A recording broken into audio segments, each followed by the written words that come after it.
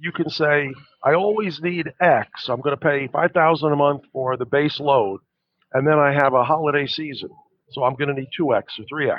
So for 2 months a year, I want 2X or 3X. The bill goes up, the services go up. Oh, we just did an acquisition. I need to double it tomorrow. Goes up. Okay. It goes down. Okay. And so you license. This licensing is very complicated. Growing a business requires a holistic approach that extends beyond sales and marketing. This approach needs alignment among people, processes, and technologies. So if you're a business owner, operations, or finance leader looking to learn growth strategies from your peers and competitors, you're tuned into the right podcast. Welcome to the WBS Podcast, where scalable growth using business systems is our number one priority. Now, here is your host, Sam Gupta. Hey everyone, welcome back to another episode of the WBS Podcast. I'm Sam Gupta, your host and principal consultant at digital transformation consulting firm Elevate IQ. If you plan for your next digital transformation initiative, you need to decide whether you will opt for an on-prem system or cloud. You might ask why anyone would even worry about on-prem in 2021. Well, there are several reasons. If you already have an IT infrastructure and are locked into on-prem licenses, the cloud option may be more expensive. You might also want to opt for on-prem if any regulatory constraints require you to be present on the on-prem system. Finally, some people may be just more comfortable with their data on their premises. In today's episode, we invited an expert panel of cross-functional experts for a live interview on LinkedIn who brings significant expertise with digital transformation infrastructure to discuss how to choose between on-prem and cloud. We also discussed how to build the criteria based on your business needs and how to identify fake clouds. Finally, we discussed why on-prem would still be a viable option in some cases, even if the rest of the world may be taking a cloud-first approach. With that, let's get to the conversation. Hello, everybody. Welcome to today's show. For today, we are going to be discussing a decision that you need to make as an executive when you are undertaking any digital transformation initiative or the ERP initiative. And that is going to be cloud versus on-prem. Typically, in any digital engagement, you are going to have these two options that you need to explore based on several different criteria. So we will be discussing the pros and cons of these two options. So we have a panel. We are going to be starting with the introduction. Chris, do you want to start with your introduction if you don't mind? Sure. Chris Gherardini, CEO of Turnkey Technologies. We are a 27-year-old firm that focuses on ERP and CRM implementations. So we love doing it. Thank you so much, Chris. And your experience is going to be super relevant today just because you have seen so many implementations and you have seen where cloud and on-prem both are going to be relevant. Now, I am going to move to Tom. Tom, do you want to introduce yourself? Sure. Thanks, Sam. And hi, everybody. Tom Rodden, CIO at Varian Medical Systems. I have about 10 years of consulting experience doing large project implementations, some cloud, some on-prem with Deloitte and Pricewaterhouse. And the last 13 years, I've been a member of the team at Varian Medical Systems, the last 4, the CIO here. Okay, amazing. Thank you so much, Tom, for being here. And obviously, you have seen a lot of large implementations, and you have been part of some of the regulated organizations where the on-prem option could be extremely relevant. So your expertise is going to be significantly relevant for this panel. Wayne, would you like to introduce yourself? Sure. Thank you, Sam. Glad to be here. My name is Wayne Sadin. I've got about 25 years as a CIO. Back when on-prem was the only option, I started out. And for the last 10 years, I've been consulting to boards and C-suites on digital transformation and digital optimization, trying to fix the messes that people get themselves into. Yeah, and Wayne, I am super excited to have you here because you are probably going to have the longest tenure as far as the on-prem experience goes. So you are going to bring a lot of stories overall. And if that option is still going to be relevant today, especially more from the TCO perspective. So thank you so much for being here. Jenny, would you like to introduce yourself if you don't mind? Yeah, Sam, thanks. This is Danny Winton. I'm a sales director at WWT with a long history in solutioning through the OEM. So we've been building both on-prem and cloud solutions for many years. Okay, amazing. Thank you so much, Danny, for being here. And your experience is going to be super relevant just because you have a lot more infrastructure expertise that the other panelists may not have. So thank you so much for being here.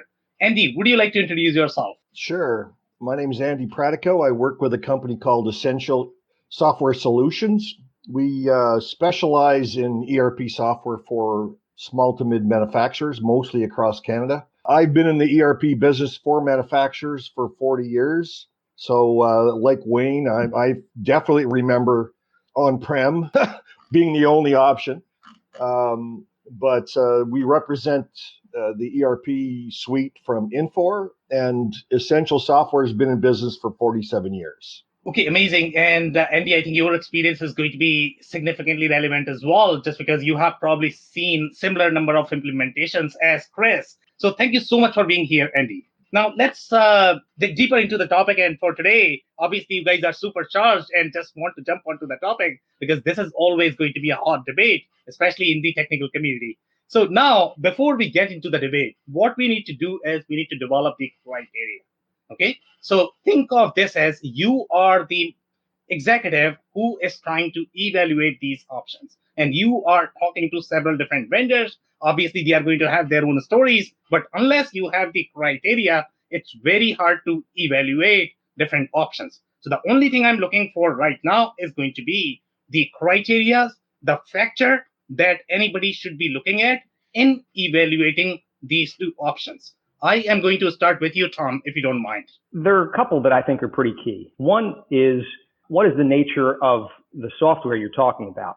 Are you talking about a SaaS solution that you're trying to choose, CRM or an ERP, and you're trying to make a cloud versus on-prem decision? So what is the nature of that? Or is it more of a custom developed solution and you're thinking, hey, I could run this on-prem or I could run it on Azure or AWS or Google. So, public cloud and potentially even private cloud. But that's, to me, one of the first questions. What's the nature of the beast we're talking about from a software point of view? Second thing I'd say is once you've identified the type of software, how modern is that software? At Varian, we have software that's 20 plus years old, developed over many years, very heavy, not cloud native. That's a big issue when we try and run it in the cloud, because then it has to be persistent. We can't just turn on and turn off VMs all the time and really run it efficiently. So it becomes very costly to run these old applications in the cloud. They really need to be modernized, or ideally you start cloud native. So again, I'd say that's a second factor, especially if you're talking the custom solutions, your own products. And it kind of goes to the third topic, which is cost. How big a factor is cost? Typically, the public cloud is more expensive than the private cloud. And frequently, you can run maybe your on-prem solution on ERP more cheaply than in the cloud. Again, this is the case for Varian, with the example being SAP. We run SAP on-prem chiefly because it's cheaper. We have our own data centers, coupled around the world, and we can do it very inexpensively compared to what it would cost us in the cloud. And we keep doing an annual review saying someday it's going to be cheaper, but we haven't reached that day yet. So I'd say that's a third big issue. And the fourth thing, and my final thing I'd say, is support. Particularly if you're looking at the SaaS cloud question versus on-prem for your ERP or your CRM or what have you, not all clouds are created equal, even on the SaaS side. Somebody like Salesforce, very sophisticated, very advanced. Others not so advanced, perhaps. So the support, the patching, the maintenance, the upgrade process, the quality of support generally, there really are differences. So you have to be wary and investigate that. So I'd say those are my four big items to be looking at when trying to make the decisions. So great points, Tom. I am probably going to have some clarifying questions there, but as you mentioned, no two clouds are same.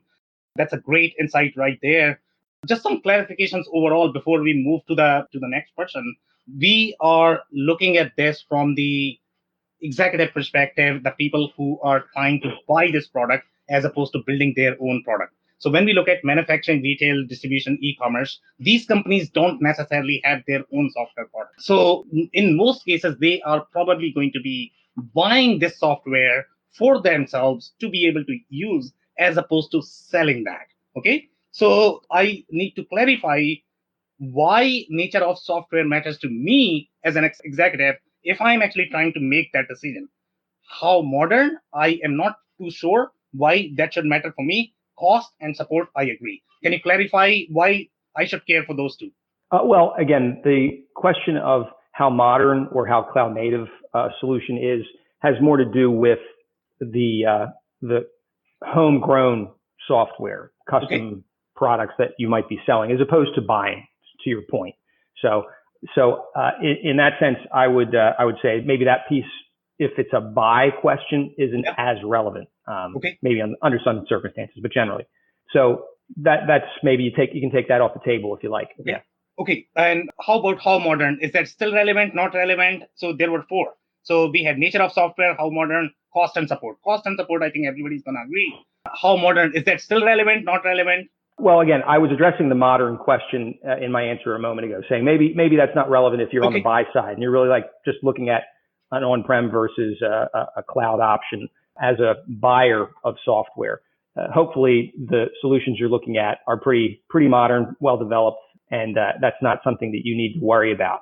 Can it run effectively in the cloud? If you're going to look at a cloud option, I hope it can run in the cloud. So, but in terms of the nature of it, again, I was making the point that is it pure SaaS or is it on-prem? There are still vendors out there who sell versions like SAP. They say you can run it on-prem or you can run it in the cloud.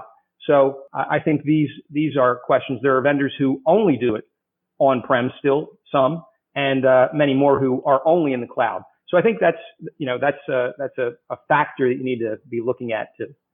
Amazing, love it. Thank you so much, Tom.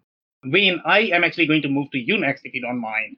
Do you agree with what Tom has said so far? Do you disagree? What factors, in your opinion, would be relevant for the criteria in making this decision? I'm here to pick a fight with both of you. The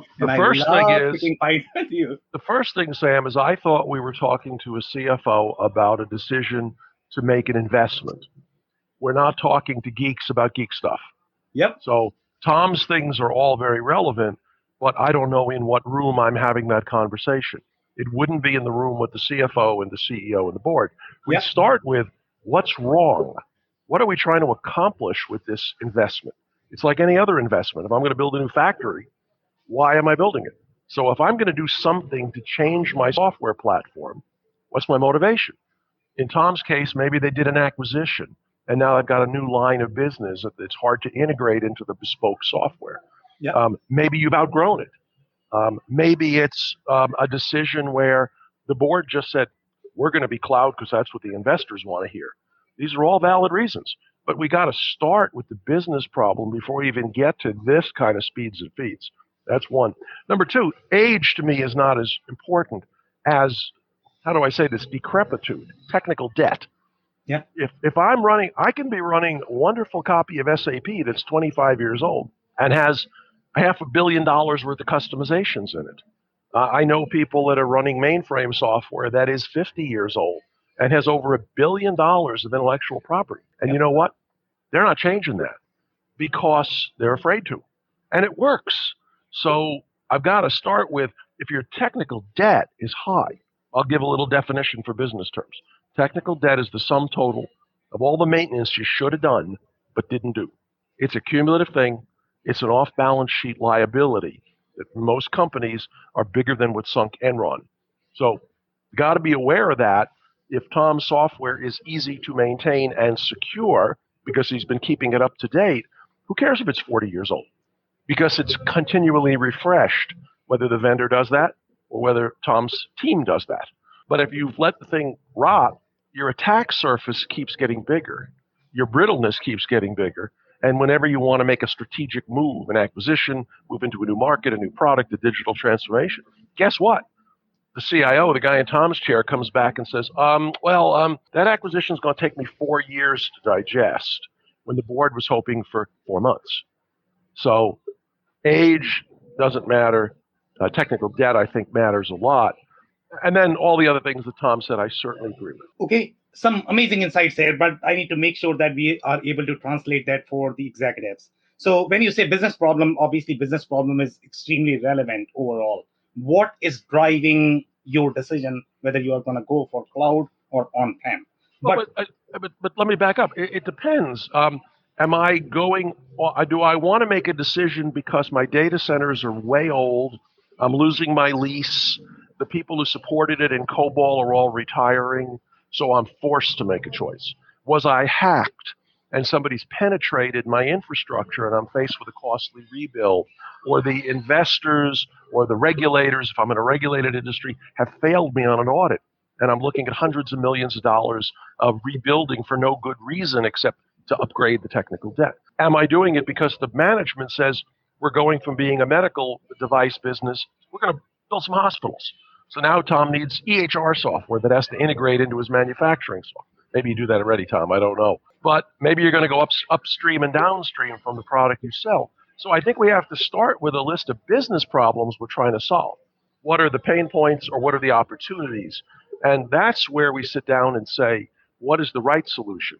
Because it isn't cloud or on-prem. It's SaaS versus bespoke. It's a package like old SAP or old Oracle that I could run on-prem or co-load, which is another name for fake cloud. I can run a private cloud, which has a lot of the disadvantages of cloud and a lot of the disadvantages of on-prem rolled into one product.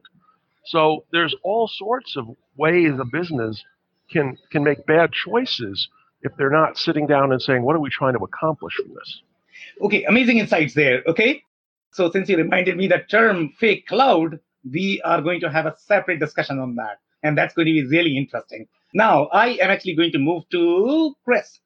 Chris, what is the criteria? I know you are going to be bullet points, So at a high level, if you think about SaaS versus on-premise, those are almost licensing strategies where subscription licensing versus the traditional, I buy it and I pay SA. So again, in that model, you can actually have on-premise licensing deployed on-premise service and pay subscription pricing. So that's just terminology. But I think, criteria, let's stay objective, is, org size has a factor. It absolutely has a factor. Yeah. I mean, because big orgs have big IT staffs and they want something to do, and there's contention between them and moving to the cloud because they think they won't have a job. So org size, IT departments is a criteria. Total cost of ownership totally is a criteria. Regulatory compliance. And I think that's an important one because as you look at, when I take my dynamic solutions that are in the cloud and I have SOC compliance up there, and a lot of compliance because you can't get to the back-end SQL database. As soon as I move it down on-prem, I lose SOC compliance. Okay, well, so there's regulatory compliance that may come from having that application outside of IT. And I think the other related part of that is risk tolerance, or what we used to call fault tolerance, because the cost, and it lends to total cost of ownership, meaning what would it cost an organization to build? And again, when we talk about on-premise, we're really talking about servers that are in your building, because fake cloud, Wayne, again, cloud means public cloud, Microsoft, AWS, Google. It could mean a colo. It could, again, so anytime you move the application out of your building, you're moving to the cloud, because what you do is you eliminate that dependency on the building and the local resources in the building, power, etc. But it goes back to fault tolerance, meaning how resilient is that server installation in your building?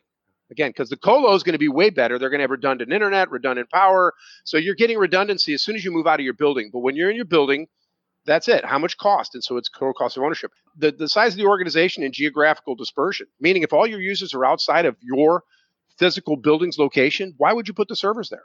That's the mindset, because if your power goes out, why does everybody in the U.S. cannot work? So there's some mindset about, again, it's about that fault tolerance, meaning if my building power goes down, my workers still need to come to work. We had customers that would have an e-commerce site on a local server in a building. You don't put an e-com site locally. Why? Because when your lights are off, you want people to still be able to shop. So there's a number of factors there, but that fault tolerance, meaning the lights got to stay on. That's why you get it out of the building. And I think that's a key definition here. So we're talking about servers that are in your building as on-prem, because again, as soon as I move my on-prem licenses up into a cloud, I'm benefiting from all those redundancies that I don't have in my building. So just to clarify for decision-making purposes, and again, one other thing, IT fiefdoms, right? You get a lot of autonomy by moving your stuff out of your building because now your IT guy can't hold you hostage. So anyway, a number of points there, but total cost of ownership. Again, fault tolerance is a big deal, geographical dispersion of your workforce.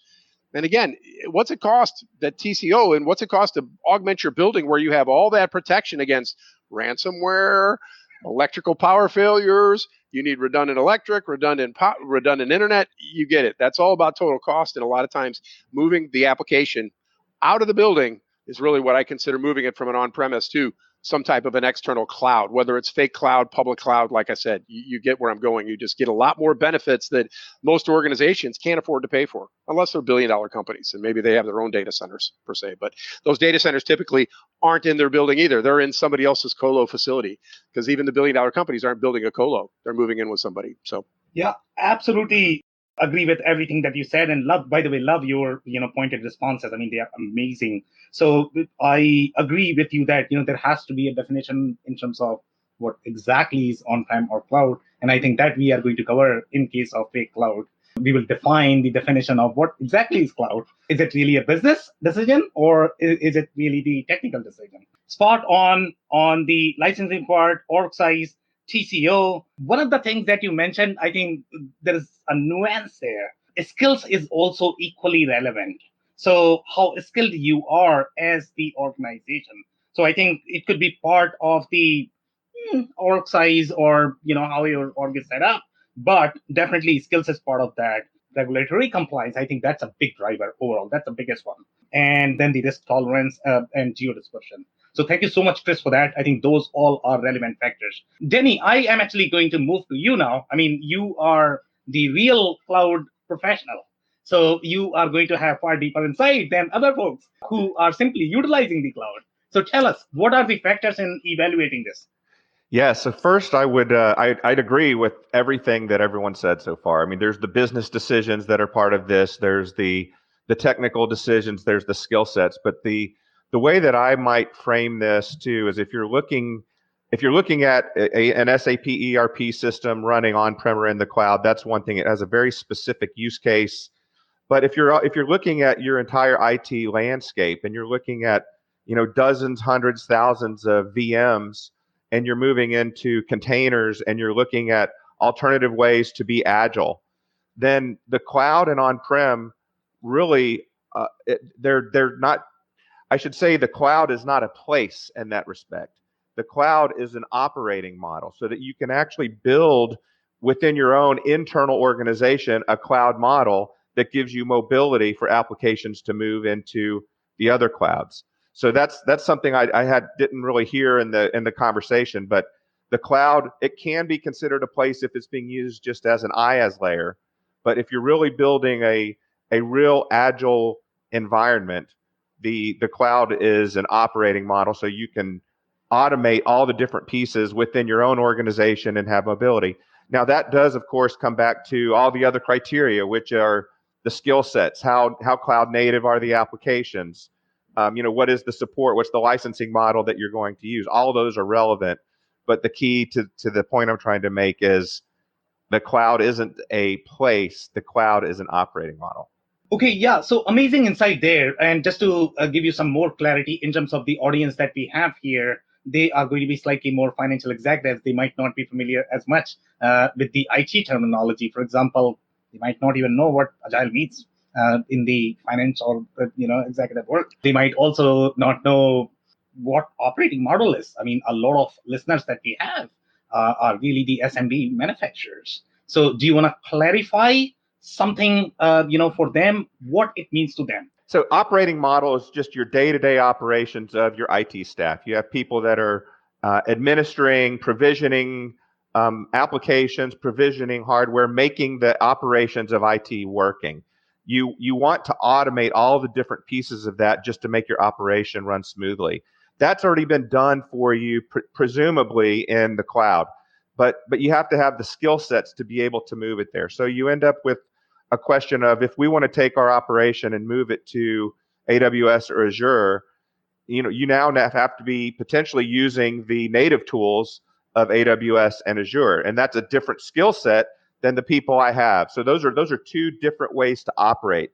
So the thought process would be, let's have a single operating model so I can use the tools and the skills and the people that I have, and I can then take that and push it to the cloud. So to me, I don't care if the workload is on-prem. I don't care if it's in cloud A, B, or C. It just works in one single way. Okay, amazing. Thank you so much, Danny, for that. Yeah, Danny, based on what you said, I think I forgot the can shrink, can grow. And I think as organizations, if they had that need to rapidly scale, man, you could dial it up and turn on resources like on a dime, whereas on-prem, I ordered servers, they should be here in 2 months. So anyway, that was just bootstrapping on what you said, the operating model. So I not agree. everybody needs that, but that rapid scale is certainly is empowered completely there. That's it. I think we need to simplify that explanation a bit so that the listeners can understand. And I think Wayne is actually going to do that. Wayne, on to you. Yeah, the example is if your business is seasonal and you're in the cloud, a hyperscale cloud, you can say, I always need X. I'm going to pay $5,000 a month for the base load, and then I have a holiday season. So I'm going to need 2X or 3X. So for 2 months a year, I want 2X or 3X. The bill goes up, the services go up. Oh, we just did an acquisition. I need to double it tomorrow. It goes up. Okay. It goes down. Okay. And so you license. Licensing is very complicated. I don't want to oversimplify. There's base load. There's bursts. There's all sorts of ways to license for growth and unpredictability. The cost of risk. I'm going to give you a quick example of cloud versus on-prem/colo. Because, Chris, I disagree with you. Whether it's in my shop or it's in somebody else's building, if I got to buy discrete servers and rack them and stack them and install them, it isn't hyperscale cloud to me. 10 years ago, I worked for a mortgage company. We wanted to put it in AI tool. We knew just what tool we wanted. We had the software picked out. I needed to configure servers. I had to buy 14 servers. I had to buy storage. I had to buy licenses for the operating systems. I had to get them ordered. I had to get them delivered. Oh, we didn't have enough racks in the colo. So they had to move me to another cage, by the way, because we ran out of cage. 4 months later, we turned on the first transaction. Cost me $540,000 in CapEx and labor.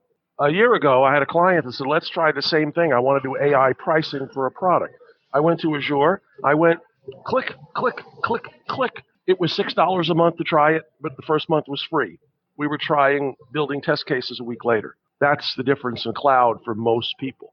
I can deploy stuff I hadn't imagined because the vendor has already built that into the environment for me. That's what I think of as the main difference.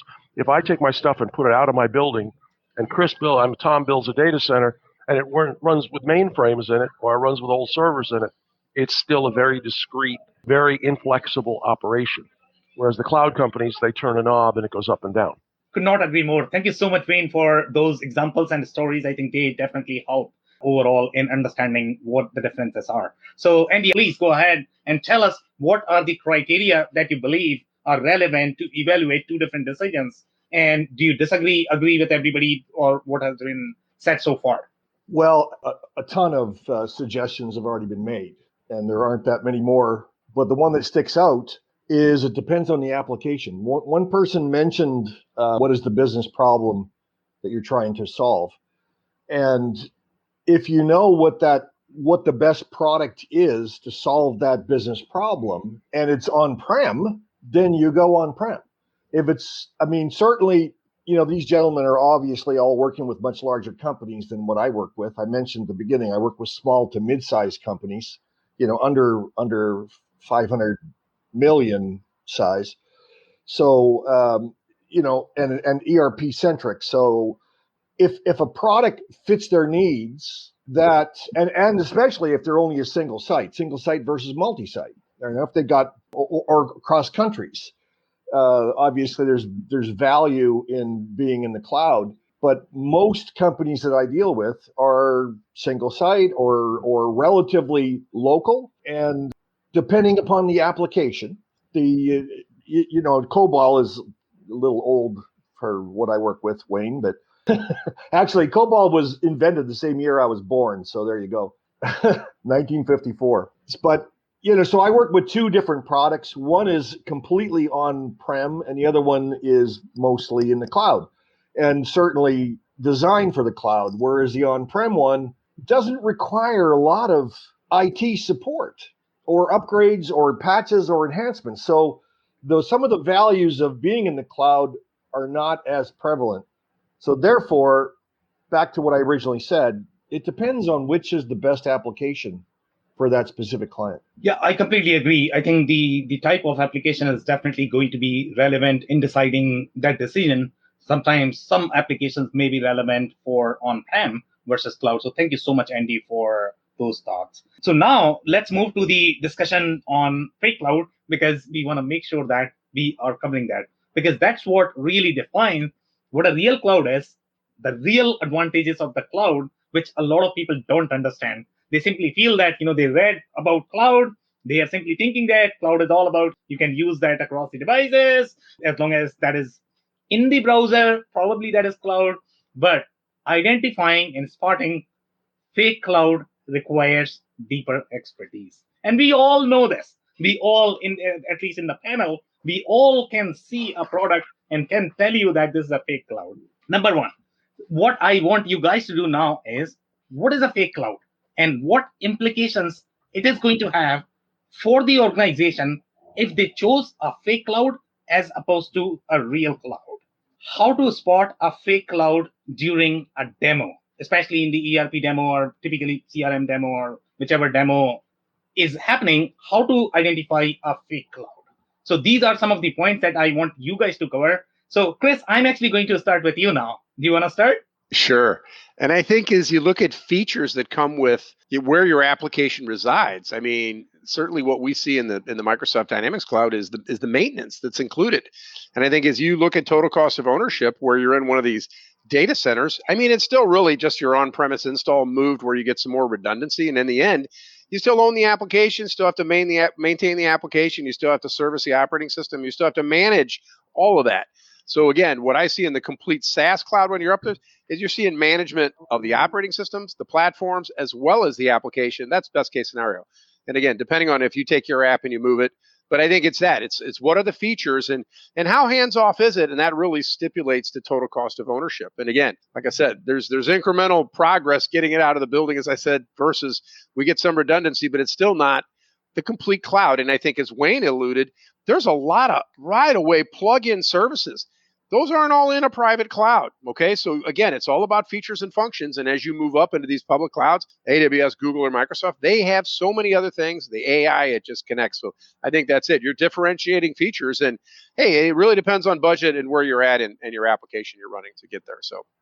Yeah, so features and functions can definitely play a role. But if I look at my 1970s ERP system, a lot of the features that I'm looking at in my real cloud, they may not have those features, but they are going to be using the cloud native development technology. They are not going to be as robust overall in the feature set, but they are going to have the kind of user experience that you get from the cloud native technologies. Okay, that's what I am looking for when we talk about comparing your real cloud versus fake cloud.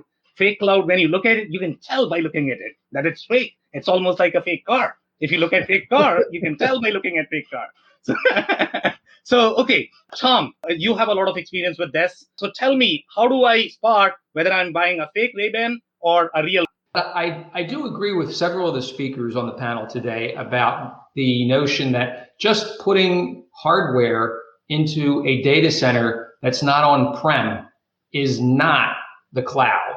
And if you're being sold a package, a cloud solution where it's some single data center, and I've been through this with one of our CRM solutions that we chose once upon a time, and we're in the process of abandoning. We haven't gotten off it yet, but years ago we thought this is a great cloud solution, and it actually was a good application, remains a good application, but it was running out of one data center, and it created issues of latency for people in our organization in Asia and in Europe, because it was basically somewhere in the Midwest of the US. So Americans were pretty happy.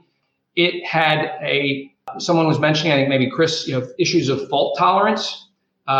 We had downtime issues because that one data center, there was no real failover, and there were not alternatives for us. There was a very on-prem like upgrade experience where there was downtime. You're expecting in the cloud typically that you're at near zero, if not truly zero downtime. and that people need to take servers offline, they can move the VMs or the workloads to other places that are up, and you don't experience any downtime, for example. So if people are telling you, hey, you might have latency issues because it's only one location, hey, you are going to have to deal with more downtime, or as much downtime as you would on-prem, pretty much. These are red flags in my mind. This isn't a real cloud.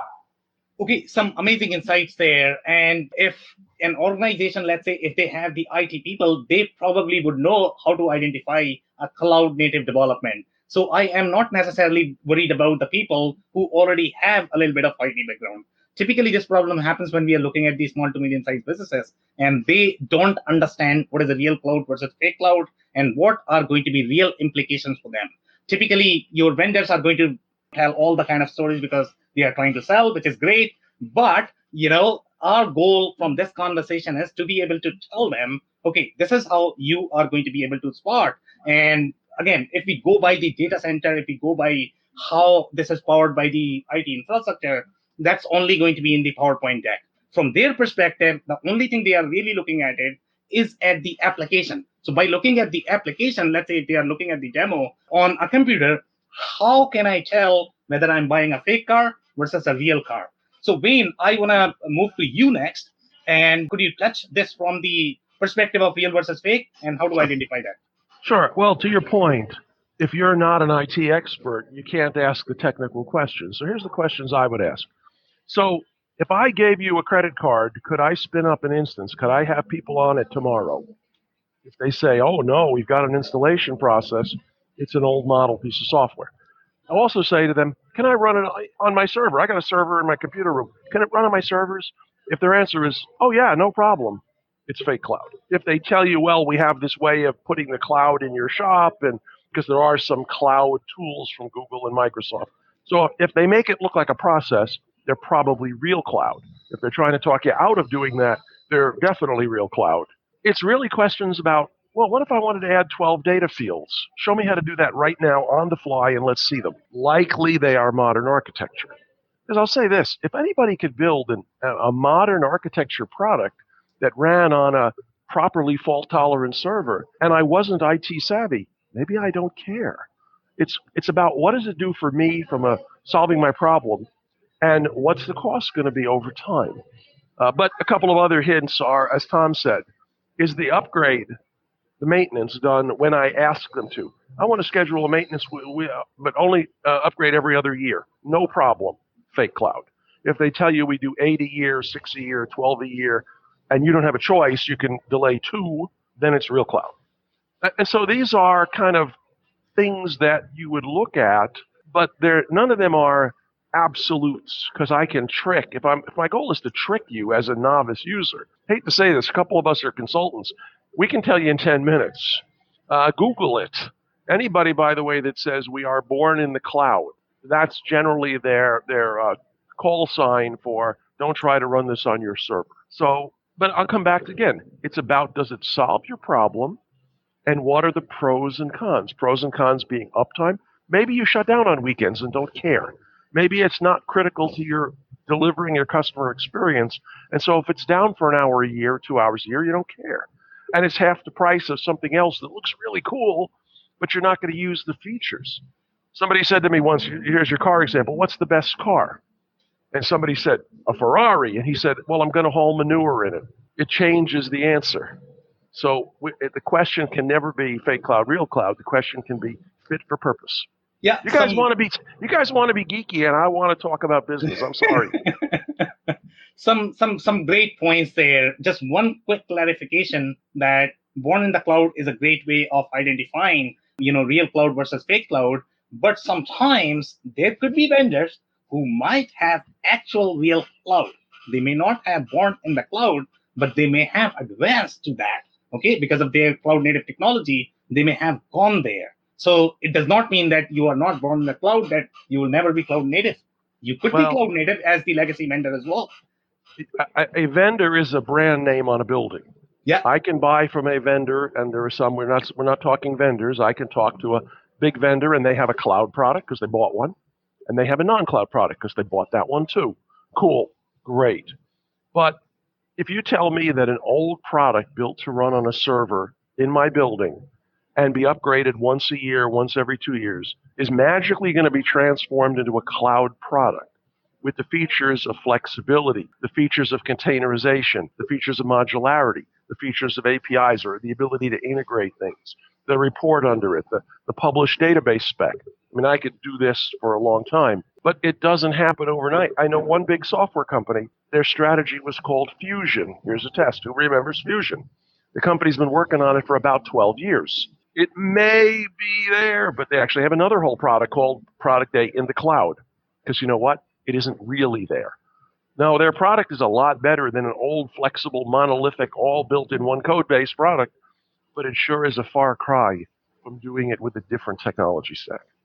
Okay, amazing. Thank you so much, Wayne, for that. Now, I am actually going to move to Denny. Denny, do you want to describe what a fake cloud is and how our executives can spot that during a demo? Yeah, most of it's been said, but the only thing I'll say, I think what sparked the term was a colo being a fake cloud. If you're just taking your servers and moving them to a third party and having them run your mess for less, that's not a cloud. That's really just an extension of a data center. So that's what I would point out as really the idea of that's not cloud. Cloud actually has specifically, elasticity, and it has all sorts of attributes that go with it. Yeah, love mess for less. So spot on. Thank you so much. Angie, what are your thoughts?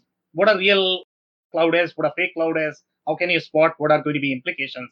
Let's say if companies utilize a fake cloud versus real cloud. Well, first off, I'll preface my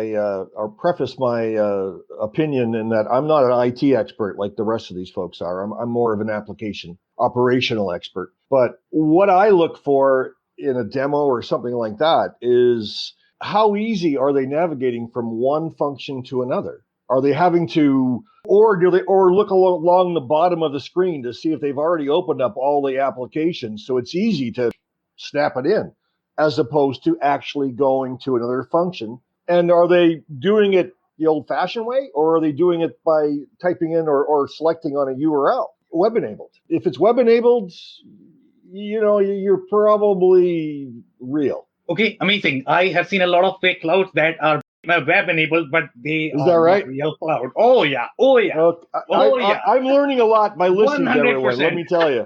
It's very easy to put a web front end. I have a client that's got a web front end on an old AS400 system. Really? And Wow. it was 38 years old, but they put a web front end on it, so it's all point and click, but everything Right. underneath it is literally 38 years old. So I'm sorry, Wayne. I'm a neophyte when it comes to IT. So how am I going to recognize if it's real or fake? And the question I asked the vendor, add 10 fields to the system in production while you're watching. I love that. I wrote that one down.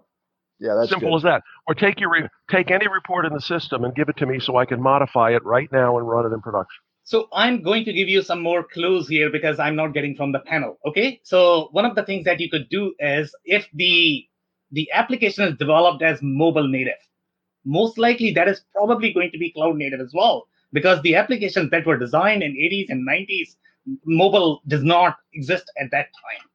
So if they can show you the app as it is, the way it appears on your browser, most likely it is probably going to be cloud native. If they have a completely different app, which looks very different from the way, and again, you need to pay attention to the details, the way your features and functions appear on your UI. If they appear different, most likely they are running a lot of legacy functionality in the backend. Again, the legacy vendors have come a long way in improvising their code. The other catch that you might want to have is how fluid the application is overall when you move from one screen to the next. I think a lot of people mention that. Just like we can put a web front end on an old AS400 system using the same kind of lift and shift technology, I can build a mobile app using the same server that actually runs the web. So I wouldn't suggest, for me, think about an application. Data lives in the middle. If the data is not flexible, you're going to be stuck down the road. You're going to paint yourself into a corner. The application's built well. On top of the data layer is the process layer, the stuff that Andy knows. How do we cash a check? How do we pay an invoice? How do we do the process things? And then on top of that is the user interface layer, Maybe I have a mobile interface. Maybe I have a web. Maybe I have a spoken voice or a chatbot. That's actually the easiest layer to modernize because it does the least amount of heavy lifting. I would ask questions about the data first and then about how easy it is if Andy's got a system that is manufacturing and he wants to put a hotel and the company's got, I'm going to buy a hotel. Oh, I can snap a hotel management in to your accounting system and nobody will know it's a third-party product. Maybe that's a real cloud vendor. Okay, amazing. Thank you. Okay, Chris, go ahead, please. So I think I've heard the conversation evolve to, the move to the cloud versus on-prem. And again, I differentiated on-prem in your building versus not in your building. And we agree that through fake cloud to public cloud, there's gains in redundancy and feature functionality. But I think the other conversation has gone to, is it a cloud-based ERP system built for the cloud ERP versus it's an on-premise app that's shoved up into servers that are outside of this business? And I think there's two conversations. So on-prem in the building versus not in the building, there's a lot of value there. But as you're selecting an ERP system, now we're back to how can you tell if it's really built for the cloud? Because I've got competitors, I won't mention them, but they've built a completely web-based cloud product, but the one they've got it built and it's hosted on their infrastructure in a data center, and it's running Oracle behind this cloud-based web experience. It's a standalone. It's not the public cloud. It's still a private cloud. So as you poke into the software vendors, and that's where I feel like the conversation changes, how do you know that this is a real cloud-based app? Well, again, different versions. Again, is it built for the Microsoft cloud? Is it built for the Amazon cloud? So again, where it has all the AI plugged in, I think to that point, if it's a cloud-based ERP system you're looking at, you're right. You're going to have different grades of feature functionality that are come into play depending on whose cloud is it hosted in, right? Because again, a lot of these providers, they have their own data centers. They're hosting it just as they're the cloud, right? Anybody can say they're the cloud. Different grades of features. How can you tell? And again, the on-prem, I can deploy my Microsoft stuff on the servers in your building, and it's browser-based, and the apps all work. And you're like, well, where is it?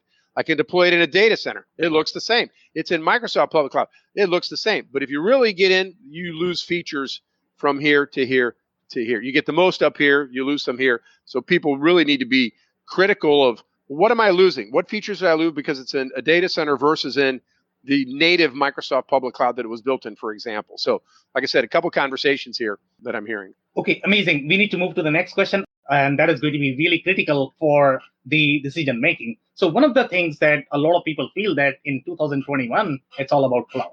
I should go for cloud blindly. Now, financially, if I think more from the CFO perspective, is cloud still a valid option, or should I still be looking at on-prem? So Tom, I am actually going to start with you. Should I be even worrying about on-prem if cloud is the way to go? Well, again, I think Wayne at the beginning of his first comments pointed out that there's a lot of it depends here. What is your particular set of circumstances? What is the problem you're trying to solve, right? And I would say that if you are a relatively small operation and it would be challenging to become compliant from a SOX point of view and to maintain that level of compliance yourself, to achieve validation and maintain validation with every change and update that might be made to software solutions that you use or that you've developed yourself, that to me is an indication that you probably ought to be looking to be as truly cloud as possible. You know, again, when I started at the beginning and you asked about criteria, I jumped immediately to criteria. And again, Wayne's comments rang true for me a bit. You know, if it's the CFO, I was thinking the question the CFO has in his mind is, how the heck do I stay out of jail? Okay, so tell me how this is not going to create a major problem if I'm in life science with the FDA. Tell me how this is going to be SOX compliant. Tell me how my risk is going to be greater or less based on this choice. And if you are not a pretty sizable organization and pretty sophisticated and able to achieve some of that level of risk mitigation that the CFO would be looking for on-prem, you probably ought to be taking the cloud very seriously, because at least, again, and I'll use some terminology that maybe everyone here is familiar with on the panel, but maybe not all of our listeners. You know, if you look at validation from a FDA regulatory point of view, and you talk about IQ, installation qualification, you know, the hardware is installed as intended, as designed. Then you get to the OQ, operational performance or operational qualification, and you get to a PQ, right, which is performance qualification. That's what the FDA expects you. You've done an IQ test, an OQ test, and a PQ test.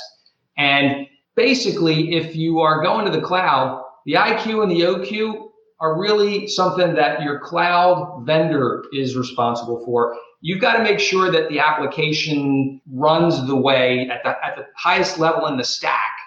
You got to make sure that the application runs and gives you the results that are expected. You have to do some testing and validation, but it's much less than the full stack. And so you get a lot of value in that sense, a lot of security, and maybe sleep better at night if you know that you've got an AWS or a Microsoft that owns that part of the stack, or a Salesforce for that matter, that owns those first two areas. So that's an example to me of scale of operation, sophistication of operation, size of company. Those really do matter in making this choice, and how much risk you want to take on yourself, or can you distribute that risk with some of your partners. Okay, amazing insights there. And we are going to move a little quicker just because we are running out of time, and I want to make sure that everybody is able to speak on this topic. So is on-prem still relevant? Chris? Absolutely, it's still relevant based on business requirements. Absolutely. In the security realms we're getting into with defense contractors, they need to deploy their applications in an on-premise manner to get to CMMC level 3 certification. So there's a perfect example why you still have an on-prem requirement, because public cloud doesn't check the box. Okay, amazing. Love it. Guys, if you can provide more examples, that will actually help our listeners in terms of why on-prem still matters. Wayne? Well, the comment I'll append to Chris's comment is yet, because all of the cloud vendors are working on higher levels of CMMC certification and trying to be compliant for everything. Look, the NSA runs on these clouds. The U.S.'s NSA. They're fairly secure if you do them right. The answer is, depending on the question, is it okay to leave something on-prem that's working on-prem today? Absolutely. I mean, Tom says he's doing it. It made the most financial sense. Large banks, large insurance companies are running hundreds of millions of dollars worth of mainframes on-prem, and they are not moving them quickly because they solve their problem, and they're the most cost-effective way, most secure way, most scalable way to do it. The question is more interesting if you're buying a new business, starting a new business, and you want to start up something. Now, I would say cloud first is the strategy I would approach. Let's look and see if there's a cloud option that meets our security requirements, financial requirements, and so on, and interfaces with the rest of our company. So I think it would be criminal not to be cloud first in your evaluation of a new system. But I think that's a different question. Okay, thank you so much, Wayne. And I agree with everything that you said. Some great insights there. Danny, quickly, is on-premise still relevant? Yes, absolutely still relevant. I'll give two examples of customers in different parts of the spectrum. One, I've had customers before cloud was even a viable option saying, we want to get out of the data center business. I can't wait to get to the cloud. I just don't have the capability and the strength. It's not our core business. The cloud vendors, that is their core business. So once it became relevant, they immediately moved. Then I've also got large, and Wayne just mentioned this, large banks. They have scale. They have great IT staffs that are very robust. They don't have the need and the drive to go to the cloud, particularly while they are looking at it and doing things in the cloud. They've got the ability to just stay the way they've always done it, of course, with the newer technologies. Okay, love it. Andy, quickly, is on-premise still relevant? Excuse me, absolutely. The comment I made already was it depends on the application and what's going to solve the business challenge or the business problem. But I mean, there's lots of companies that are not in a web-centric area. I'm talking to one company that's in the middle of Saskatchewan. They don't have any access. There's no sense talking about that there. I mean, they're going to have to come up with VPNs or whatever else to be remote. It's just, so again, it depends on the circumstance. Yeah, I agree with you. I have seen some scenarios as well where internet connection could be very spotty, especially in the warehouse and manufacturing situations. Completely. So cloud would not work there. So thank you so much for that. Now we are actually going to close because we have just 1 minute, and we are going to take just one quick closing advice from everybody. If you can keep it within 4 or 5 words or a sentence, I will definitely appreciate that. The advice that we are looking for is whether cloud versus on-prem. Closing advice, Chris, from you, please. New system purchase, cloud first. Love it. Wayne. closing advice from you. Understand your business problem. Love it. Tom, closing advice from you. I agree with Chris and Wayne. Cloud first is the way to go. Okay, love it. Jenny, your closing advice. Cloud is not a place, it's an operating model. Love it. Andy, your closing advice. I agree with all of them. The point is that's what's the application, what's the business problem. Thank you so much, Andy, for those thoughts. And thank you so much for joining. You all have a great week. Thanks, everybody. Thanks, Everybody. Sam. Thank you. I cannot thank our guests enough for coming on the show, for sharing their knowledge and journey. I always pick up learnings from our guests, and hopefully you learned something new today. If you want to learn more about Chris Gherardini, head over to turnkeytech.com. It's turnkeytec.com. If you want to learn more about Wayne Sadin, follow him on LinkedIn and Twitter. If you want to learn more about Tom Rodden, head over to varian.com. It's VARIAN.com. If you want to learn more about Andy Pradico, head over to essoft.com. It's ESSOFT.com. If you want to learn more about Danny Winton, head over to wwt.com. Links and more information will also be available in the show notes. If anything in this podcast resonated with you and your business, you might want to check other related episodes, including the interview with Bob Evans, who discusses what SMB customers need to know about cloud infrastructure providers. Also, the interview with Tad Needleman, who discusses the role of ERP consultants, why they are pivotal for an ERP implementation, and why they play a huge role in user experience and training. Also, don't forget to subscribe and spread the word among folks with similar backgrounds. If you have any questions or comments about the show, please review and rate us on your favorite podcasting platform or DM me on any social channels. I'll try my best to respond personally and make sure you get help. Thank you, and I hope to catch you on the next episode of the WBS podcast. Thank you for listening to another episode of the WBS podcast. Be sure to subscribe on your favorite podcasting platform so you never miss an episode.